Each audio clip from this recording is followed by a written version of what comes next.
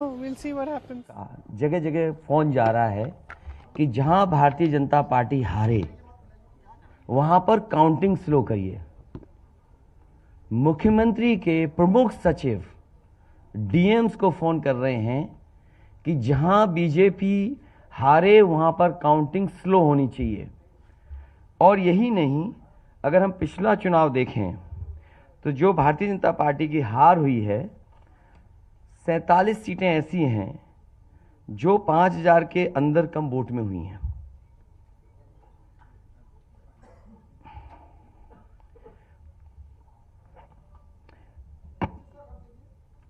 सैंतालीस सीटें ऐसी हैं पिछले चुनाव की जहां पर 5000 वोट के कम फासले से भारतीय जनता पार्टी जीती है। और जो आज देखने को मिला है बनारस में कि जहां ईवीएम्स ले जाई जा रही थी, एक ट्रक पकड़ा गया, 2 ट्रक लेकर के भाग गए। अगर सरकार चोरी नहीं कर रही थी, ये वोट की चोरी जो नहीं कर रही थी, तो कम से कम बताए कि एक गाड़ी रोक ली, पकड़ी गई, लाइव है, अभी भी हम लाइव देख सकते हैं। 2 गाड़ियां क्यों भागी? अगर कोई चोरी नहीं थी, प्रशासन ने, सिक्योरिटी ने इतना इंतजाम क्यों नहीं किया? इतनी फोर्स है, अभी इलेक्शन की फोर्स गई नहीं है यूपी से, तो आखिरकार अधिकारी क्यों नहीं कर रहे थे? क्या वजह है कि बिना सिक्योरिटी, बिना इतने इंतजाम के ईवीएम्स जा रही हैं? और ईवीएम्स के बारे में ये मानना है कि किसी भी वेयर हाउस में रखी हो या किसी भी स्ट्रांग रूम में रखी हो, तो बिना प्रत्याशी के जानकारी के आप मूव नहीं कर सकते हैं। अगर आपको ईवीएम्स को मूव करना है तो कम से कम जो प्रत्याशी चुनाव लड़ रहे हैं उनकी जानकारी में होना चाहिए। और सोचिए, मुख्यमंत्री आवास से प्रमुख सचिव, मुख्यमंत्री जगह जगह फोन कर रहे हो और डीएम्स को बता रहे हो। ये घबरा गए उसी दिन जिस दिन अखबारों में कुछ जगह आया कि कहीं पार्क की सफाई हो रही है, कहीं घर की सफाई हो रही है। और आप में से वो लोग हैं जो जमीन पर घूमे हैं, जो जमीन पर चुनाव चल रहा है, वो भारतीय जनता पार्टी के खिलाफ था, जनता के अंदर नाराजगी थी। ये जो कल एग्जिट पोल आए हैं, मैं एग्जिट पोल पर बोलना नहीं चाहता था, लेकिन जो एग्जिट पोल आए हैं वो कहीं ना कहीं परसेप्शन ये क्रिएट करना चाहते हैं कि हाँ, भारतीय जनता पार्टी जीत रही है, जिससे वो चोरी भी करें अगर, वो भी ना पता लगे कि हाँ चोरी हुई है। इसीलिए अगर हमने वोट दिया है तो मैं अपने नौजवानों से, किसानों से और आम लोगों को कहूंगा कि उतनी हमारी जिम्मेदारी बनती है कि वोट को हम बचाएं। अगर वोट नहीं गिना जाएगा तो लोकतंत्र कहां जाएगा? और ये लोकतंत्र की आखिरी लड़ाई है। मैंने कई बार कहा कि उत्तर प्रदेश का चुनाव लोकतंत्र की आखिरी लड़ाई है। इसके बाद तो जनता को क्रांति करनी पड़ेगी, तभी बदलाव आएगा। इसलिए मैं अपने पार्टी के लोगों से और जो सच्चे ईमानदार, सच्चे सिपाही हों, सच्चे अधिकारी हों, सच्चे पत्रकार हों, कम से कम आगे आए और लोकतंत्र को बचाने के लिए खड़ा हों। और मैं अपनी पार्टी के लोगों से कहूंगा कि जब तक काउंटिंग न हो जाए तब तक कम से कम ये नजर रखें और लगातार निगरानी रखें कि कैसे वोट बचाया जा सकता है, कैसे जहां पर मशीनें रखी हैं कोई किसी का आना जाना ना हो।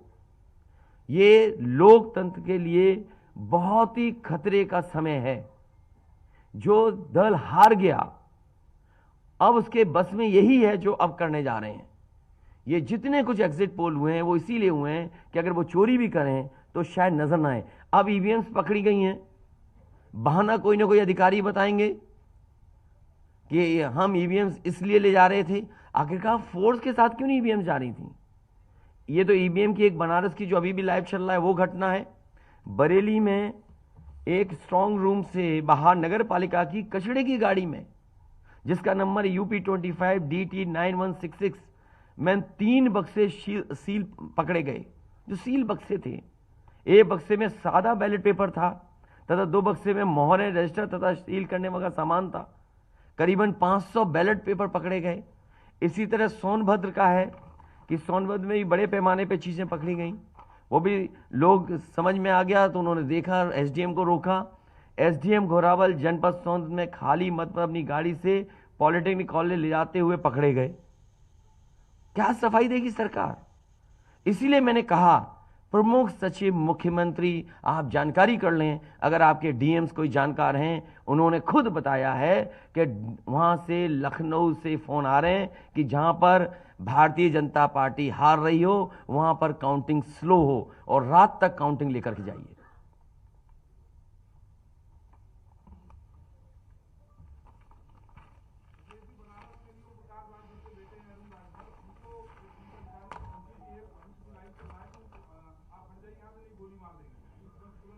तो मैंने आपसे कहा कि ये लोकतंत्र का आखिरी चुनाव है। इसके बाद तो जिस तरीके से आजादी के लिए लड़ाई लड़ी गई थी उसी तरह की हमें और आपको क्रांति करनी पड़ेगी। मैं तो अपने नौजवानों से अपील करूंगा कि जहां किसान इतने साल बैठे रहे तब सरकार झुकी, कम से कम 3 दिन लोकतंत्र के अखंड प्रहरी बनकर के ईवीएम्स को बचाएं और चुनाव को बचाएं। मैं किसी डीएम का इसलिए नहीं मानूंगा। डीएम कौन होता है? अगर प्रमुख सचिव मुख्यमंत्री फोन करेगा, डीएम क्या कर सकता है? डीएम की क्या हैसियत है? ये फिर जो प्रत्याशी लड़ने रहे थे उनको आखिरकार डीएम ने क्यों नहीं बताया? डीएम अगर ये जवाब दे रहा है तो उस डीएम से पूछिए कि डीएम ये बताओ कि तुमने जो प्रत्याशी चुनाव लड़े थे उसके बारे में क्यों नहीं बताया उन प्रत्याशियों को? ये डीएम आखिरकार किसके नीचे काम कर रहे हैं? और बनारस जैसी पोस्टिंग किसी डीएम को मिली होगी, इस डीएम को मैं भी जानता हूं। जब पहली पोस्टिंग मैंने मुजफ्फरनगर दी थी, मैं नहीं जानता हूं ये डीएम कौन है, किसकी सिफारिश पे ये मुजफ्फरनगर पहली बार गया था। बेईमानी करा रहा है ये डीएम। और जवाब ये डीएम का कि ट्रेनिंग के लिए जा रहे हैं। तो आखिरकार पॉलिटिकल पार्टीज को क्यों नहीं जानकारी दी? क्या जवाब है उनके पास इसका? और जब बाकायदा गाइडलाइन लिखी हुई है यहां पर कि आप ईवीएम्स का मूवमेंट नहीं कर सकते, आप कैसे ईवीएम का मूवमेंट कर रहे हैं? आप पूछिए जिन्होंने दिया है बयान। अरे भाई मैं तो कह रहा हूं किसी आपने जो पॉलिटिकल चुनाव लड़ रहे हैं उनके बारे में क्यों नहीं बोल रहे हैं आप? और आप भी डीएम की बात को मानते हो। वो वर्जन इसलिए बोल रहे हैं क्योंकि सरकार एक भाषा बोलेगी, ऊपर से नीचे तक भाषा एक बोलेगी। आप बताइए जब समाजवादी सरकार का चुनाव था, इलेक्शन कमीशन ने जो शिकायत की उस अधिकारी को हटाया गया? आज इलेक्शन कमीशन ने किसी अधिकारी को हटाया हो? एक अधिकारी अगर इलेक्शन कमीशन हटाया हो तो बता दो। मुझे कोई उम्मीद नहीं, इसीलिए मैं कह रहा हूं कि लोगों को लड़ना पड़ेगा। अगर लोकतंत्र बचाना है तो कहीं ना कहीं तैयारी करनी पड़ेगी लोकतंत्र बचाने के लिए। जो गाइडलाइन है, आज जो बैलेट पेपर पकड़े गए हैं सोनभद्र में, जो बैलेट पेपर पकड़े गए हैं आपके बरेली में, जिस तरह ईवीएम्स को ले आया जाता है, ये सवाल बड़ा है। अधिकारी वही भाषा बोलेंगे जो उनको बोलने के लिए सरकार कहेगी। वो नहीं चाहते कि ओम प्रकाश राजभर जी, क्या भूल गए? इलेक्शन कमीशन याद नहीं है? ओम प्रकाश राजभर जी नॉमिनेशन के लिए गए, इनको अपमानित नहीं किया गया? क्या प्रशासन कार्रवाई कर रहा था? स्वामी प्रसाद मौर्य जी के साथ क्या व्यवहार हुआ? कोई भूल जाएगा इन बातों को? और चुनाव भर में क्या भाषण थे, क्या भाषा का इस्तेमाल था? हर जगह डराने का काम जनता को। ये अलग बात है, कम से कम इलेक्शन कमीशन को ये देखना चाहिए, खुलेआम जनता देख रही है, आज के ज़माने में लाइव है कि किस तरीके से ईवीएम्स को ले आया जा रहा था। चुनाव आयोग को सबसे पहले जिलाधिकारी बनारस पे कार्रवाई करनी चाहिए कि आखिरकार उसने किसी को कॉन्फिडेंस में क्यों नहीं लिया। अगर मशीनें जा रही थी तो प्रत्याशियों को क्यों नहीं बताया गया? पॉलिटिकल पार्टीज को क्यों नहीं जानकारी दी गई? अगर ये गाइडलाइन में है कि नहीं है इलेक्शन कमीशन के, आप ईवीएम्स को एक जगह से दूसरी जगह मूव करा रहे हैं, आखिरकार इसके लिए जिम्मेदार कौन है? आप ईवीएम लेकर जा रहे हैं, अब 2 दिन की बात है, काउंटिंग होनी है।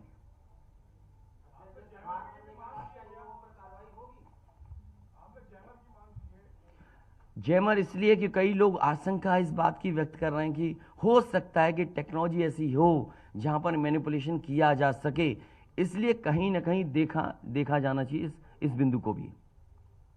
भारतीय जनता पार्टी के नेता लगातार कह रहे हैं कि ओम प्रकाश राजभर हो, स्वामी प्रसाद मौर्य हो, संजय चौहान हो, या ये कहें कि आपके साथ जो लोग आपके चुनाव में आपके साथ आए, आपके साथ चुनाव लड़े, उनको चुनाव नहीं जीतने देंगे, उनको चुनाव किसी भी कीमत पर हम हराएंगे। तो यही तो तरीका है, जो लड़ रहे हैं उनके बेटे ही तो लड़ रहे हैं चुनाव, जहां की वीवीएम पकड़ी गई हैं। और भविष्यवाणी एग्जिट पोल में कैसे आ सकती है? पॉलिटिकल लीडर्स जो बातें कहें, सत्ता के लोग बैठे हुए, वो एग्जिट पोल में कैसे दिखाई दे रहा है? प्रशासन और सरकार की जो चोरी है इसमें एग्जिट पोल के टेलीविजन चैनल शामिल है। आपको ये देखना चाहिए, जो एग्जिट पोल कर रहे हैं क्या मुनाफे के लिए कर रहे थे? जो कंपनियां बड़ी बड़ी, सर्वे का पैसा कौन दे रहा है उनको?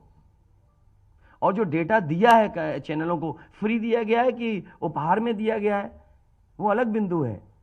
कोई इतनी बड़ी एक्सरसाइज कर रहा है, उसका फाइनेंशियल बर्डन कौन उठा रहा है?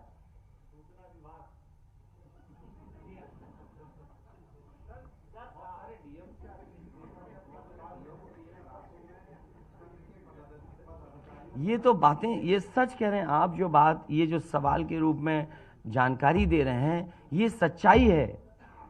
जो आप सवाल के रूप में दे रहे हैं, ये सच्चाई है। आप बताइए, इनके साथ गलत व्यवहार हुआ, क्या कार्रवाई की प्रशासन ने? वीडियोज हैं सबके। जब ये नॉमिनेशन के लिए गए आप, क्या वीडियो अवेलेबल नहीं है? क्या कार्रवाई हुई उसमें? स्वामी प्रसाद मौर्य जी के ऊपर जो अटैक हुआ, उस पर क्या कार्रवाई हुई? मेरे क्षेत्र में जो प्रत्याशी चुनाव लड़ने आया, तो उसने अपने आप अपनी गाड़ी तोड़ी, अपने आप गाड़ी तोड़ी खुद की, और आरोप लगाए समाजवादियों पर।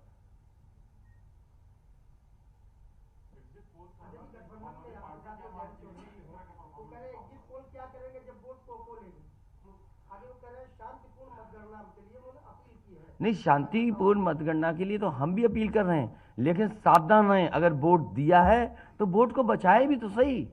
अगर ईवीएम्स खुली सड़क पे इस तरह जाएंगी, आप क्या उम्मीद करोगे? आपके बैलेट पेपर पकड़े जा रहे हैं।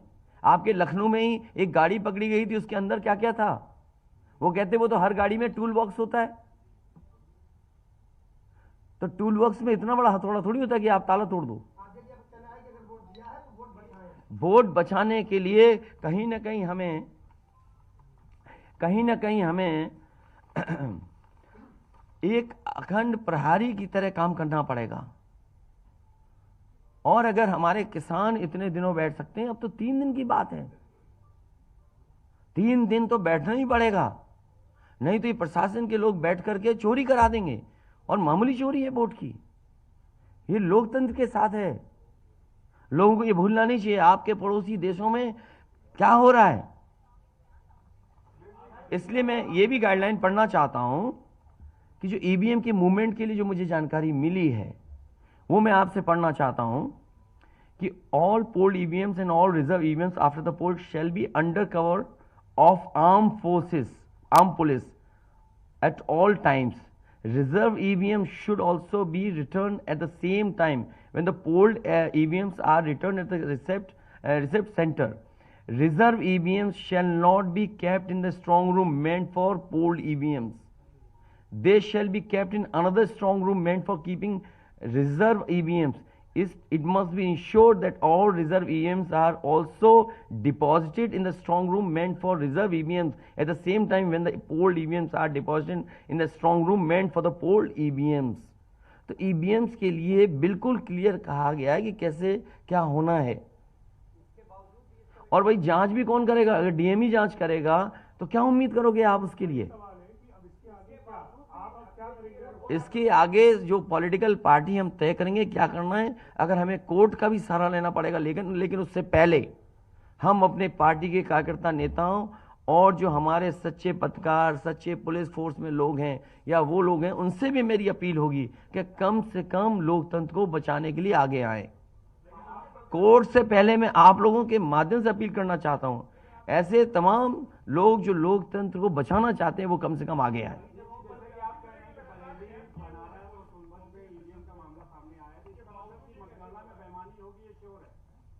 आपने पंचायतों का चुनाव देखा था, भारतीय जनता पार्टी ने खुलेआम वोट को लूटा।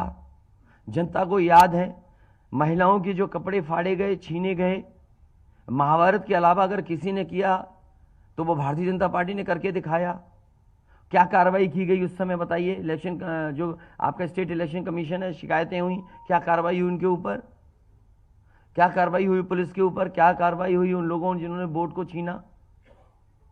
इसलिए मैं अपील करता हूं आपके माध्यम से, जो सच्चे पत्रकार हैं, सच्चे अधिकारी, पुलिस फोर्स, लोकतंत्र को बचाने के लोग सामने आए, जिससे लोकतंत्र बचाया जा सके। माननीय मुख्यमंत्री जी, ये जो घटनाएं हो रही हैं, हताशा और निराशा जो है वो पराकाष्ठा है। क्या ऐसा कुछ होगा क्या समाजवादी मैं नौजवानों से विशेष अपील करूंगा, और इसलिए अपील करूंगा, मैंने वो तस्वीरें देखी कि नौजवान वोट डालने के लिए लोकतंत्र में कैसे निकल पड़ा। अगर उसने वोट डाला है तो कम से कम वो वोट बचाए। अपना कैसे वोट बचाएगा? गिनने से कैसे गिनती में लाएगा?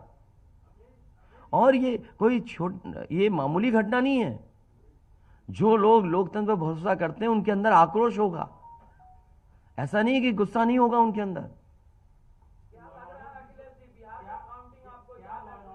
इसीलिए मैंने कहा कि 5,000 के अंतर में सीटें जो जीती गई थी भारतीय जनता पार्टी की, वो 47 हैं। और मैंने इसीलिए कहा कि प्रमुख सचिव, मुख्यमंत्री, जिलाधिकारियों को फोन कर रहे हैं कि काउंटिंग स्लो की जाए। और बैलेट के लिए हम लोगों ने अपने प्रत्याशियों को और जो एजेंट्स हैं हमारे इलेक्शन एजेंट्स, उनको समझाया है कि बैलेट को किस तरीके से काउंट करना है, कैसे रखे जाएं, उन सब को समझाने का काम किया। और आप में से जो लोग बनारस गए होंगे वो जानते होंगे कि बनारस साउथ समाजवादी पार्टी जीत रही है, अयोध्या समाजवादी पार्टी जीत रही है। ये घबराहट है बीजेपी को। पवन पांडे जीत रहा है, ये घबराहट है। किशन दीक्षित जीत रहा है, ये घबराहट है बीजेपी को। नहीं, वो अलग बात है, पान भी खाया। और भाषा नहीं देखी आपने? क्या क्या प्रवक्ता की बात करते? कौन है ये चीज प्रवक्ता? कोई प्रवक्ता की बात नहीं करेंगे। क्या प्रवक्ता उठा लाए आप किसी गली मोहल्ले से? क्या प्रवक्ताओं की बात करते हो आप? इतने सीनियर जर्नलिस्ट बनते हो आप अपने आप को। ये मामला सीरियस है, क्या प्रवक्ता बताएगा? इलेक्शन कमीशन क्यों नहीं बता रहा? ये खुलेआम ईवीएम्स घूम रही हैं। कोई आश्वासन नहीं दिया। हो सकता है हमारी प्रेस का शायद कुछ जागे। ये यूपी के हैं सब, और कहां के हैं इलेक्शन कमीशन के लोग? रिटर्निंग ऑफिसर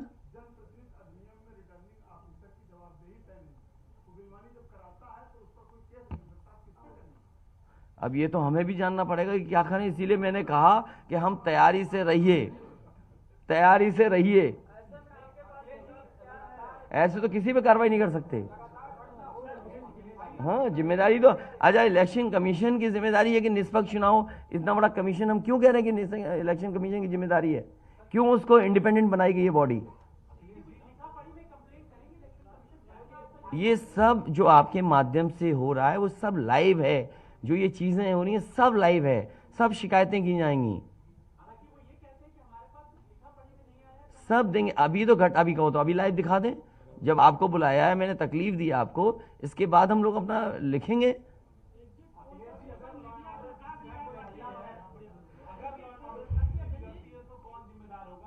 इलेक्शन कमीशन जिम्मेदार है इसके लिए। ईवीएम्स खुलेआम जा रही हैं, बैलेट पेपर कूड़े के डब्बे में पकड़े जा रहे हैं, गाड़ी का नंबर हम बता रहे हैं आपको, एसडीएम लेकर के जा रहा है। और मैं तो कहूंगा कि चुनाव हमारे जितने भी समाजवादी लोग हैं कानून व्यवस्था को मानते हुए शांतिपूर्ण रहें, लेकिन जिम्मेदारी सरकार की भी तो है। ये जिम्मेदारी इलेक्शन कमीशन की नहीं है, सरकार की नहीं है। आप अगर पूरी सुरक्षा के साथ उन ईवीएम्स को ले जाते, जो प्रत्याशी चुनाव लड़ रहे हैं उनकी जानकारी में लेकर के जाते हैं, तो किसको आपत्ति थी? ये तो पकड़ी गई हैं। अगर चोरी पकड़ी गई है तो चोरी पकड़ी को पे आप कानून व्यवस्था की बात करोगे? आप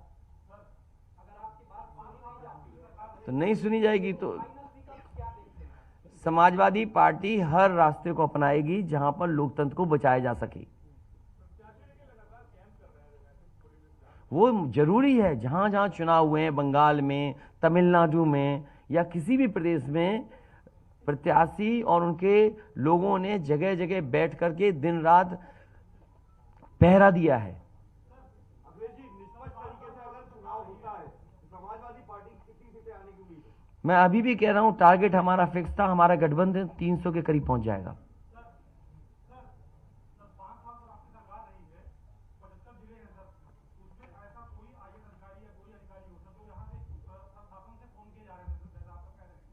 मुझे तो अधिकारी नहीं बताया ना। नहीं, मैंने नाम लिया प्रमुख सचिव मुख्यमंत्री का, जिससे मुझे जानकारी मिली, उसका नाम कोई नहीं बता सकता। हाँ, मुझे इलेक्शन कमीशन अगर कहेगा तो मैं नाम बताऊंगा। अरे हम सरकार चलाएं, हमें हमारे इतने भी अधिकारी नहीं होंगे? क्यों नाम बताएं चाहने वालों का? अरे तुम में चाहने वाले बैठे, किसी का नाम ले लूंगा मैं? तुम्हारे ही लोग अलग से मुझे मैसेज करते हैं, नाम ले दूं? अब तुम नहीं, वो हमारे दुश्मन हो तो हम क्या करें तुम्हारा? अरे बहुत सारे हैं जो हमें पर्सनल मैसेज भेजते हैं, तो क्यों नाम उनके ले दूं मैं? क्या चीज? अरे नए हो पत्रकार यार, बहुत सीनियर नहीं हो तुम। अपना परिचय दे दो, सब जान जाए आपको। जाने कौन सा एनबी है?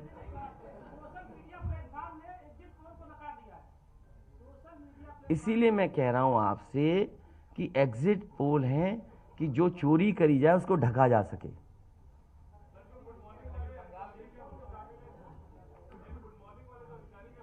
नहीं, अगर ओम प्रकाश राजभर जी से पूछना चाहो तो उनसे ही पूछ लो,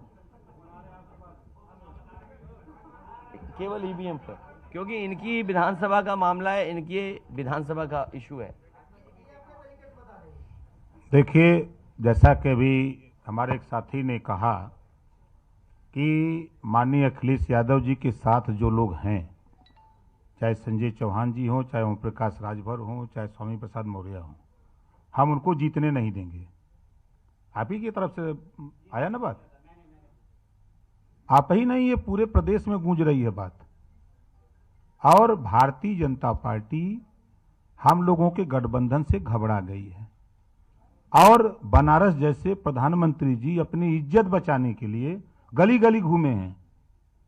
ये मैं कह रहा हूं, गली गली घूमे हैं, जिलेवार 75 साल